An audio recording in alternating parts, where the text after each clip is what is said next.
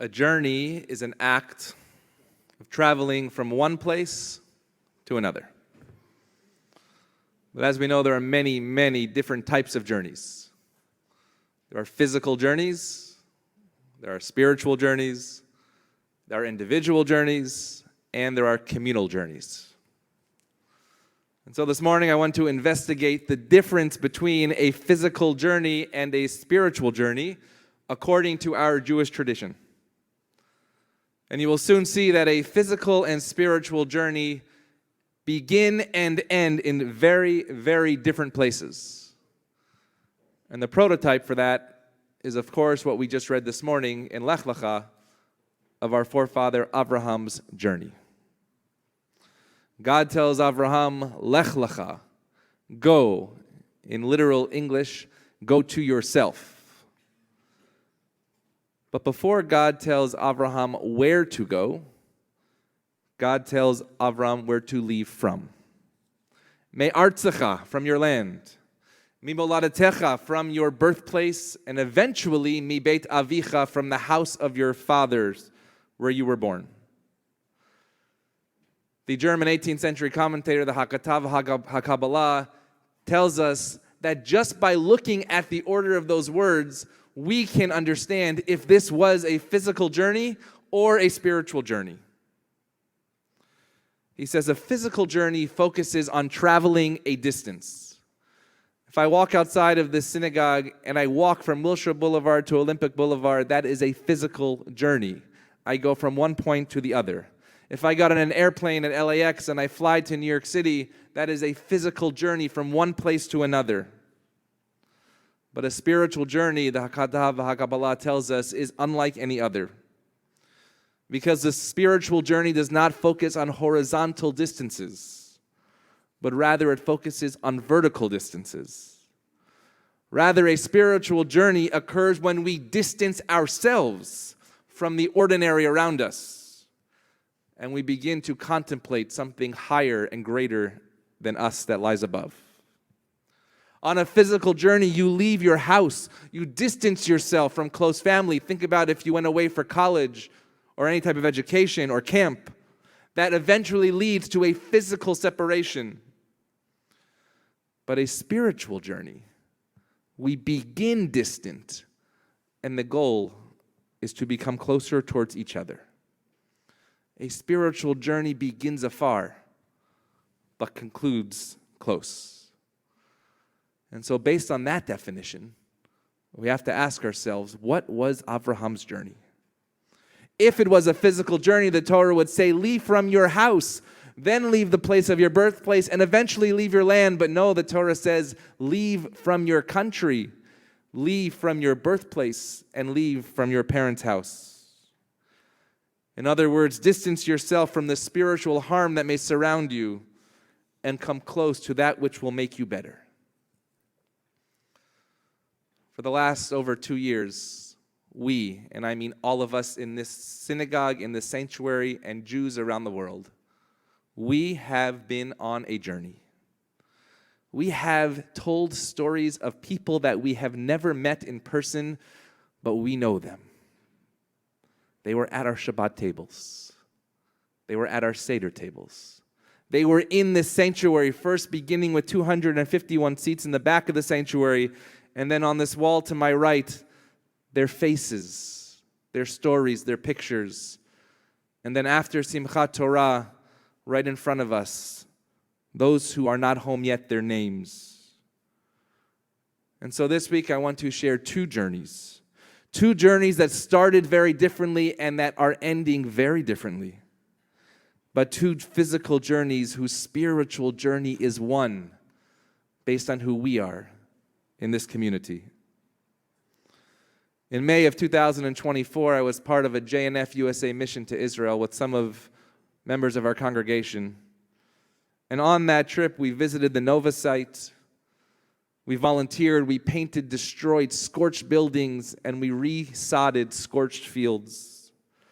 And on the last day of that trip, we met Shemtov, who told us about her son Omer, who was taken hostage by Hamas at the Nova Festival. The last she heard of him was the pinging of his location as she literally watched on her phone him going into captivity. She showed us a video at the Carlton Hotel in Tel Aviv of a beautiful 21-year-old full of life, with his entire life ahead of him. And she said, I pledge to do two things. Number one, I will never turn the light off in his room. And number two, I will never touch anything in his bedroom until he comes home and he'll clean up his room himself. Almost 2 years later, last week in Miami at the JNF USA Global Conference, with 3,000 others who support the mission of JNF of building the north and south of Israel, there she was, Shelley Shemtov on that stage. But this time she was not alone. Instead, she was there to introduce us to her son Omer and told us about the moment when Omer came home. She said, Omer, go clean your room. After he cleaned his room, and she said it's the last time since that he's put anything in the laundry, they turned off the light together. For 2 years, I stood right here. I stared at Omer's face on the wall. All of us, prayers going vertically to God. I don't have the words to describe what I witnessed last Friday night at a Shabbat dinner of 3,000 people at the Diplomat Hotel in Hollywood, Florida. There was 23-year-old Omer singing Shalom Aleichem with his parents. I felt an urge to go over to him, telling him what we have felt and heard his story for these past 2 years. And I said, Omer, are you ever in Los Angeles? He said, I'll be there in 3 weeks. And so Omer Shemtov will be here on this bima on Thursday, November 20th. Make sure that you mark your calendar to hear from his mouth, from his heart, from his soul, his spiritual journey that we have all been a part of. Omer's physical journey was horrendous, but he has now returned for a spiritual journey that we need to be a part of.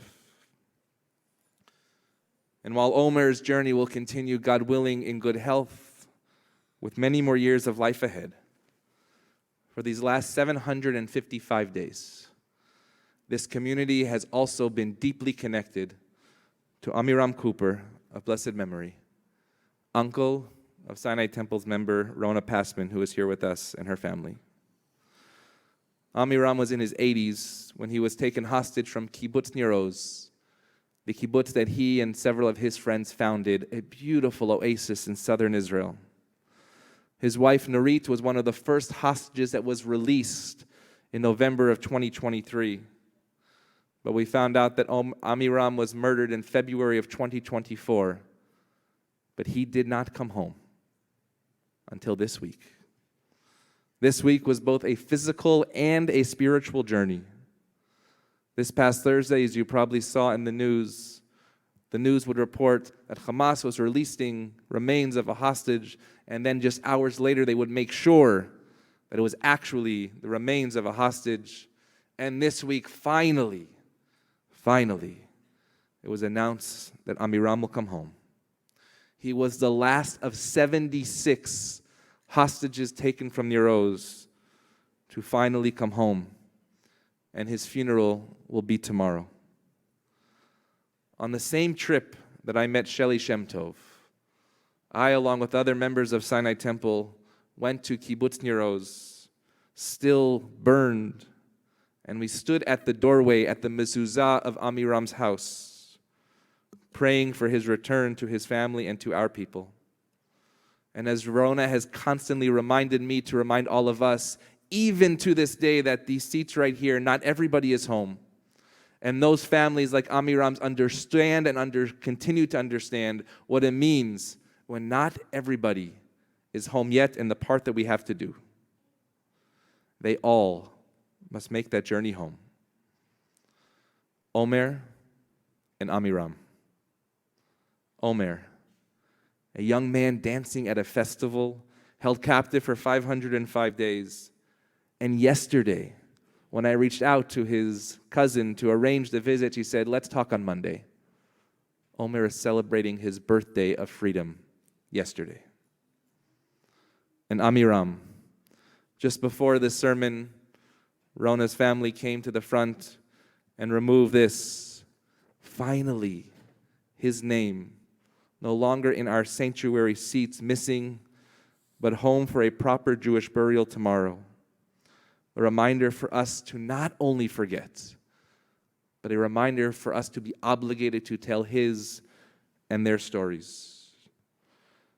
Omer and Amiram's physical journeys could not be more different, but the spiritual journeys that brought us together through them are one and the same. On the first Passover after October 7th, Rona sent me a beautiful piece of music.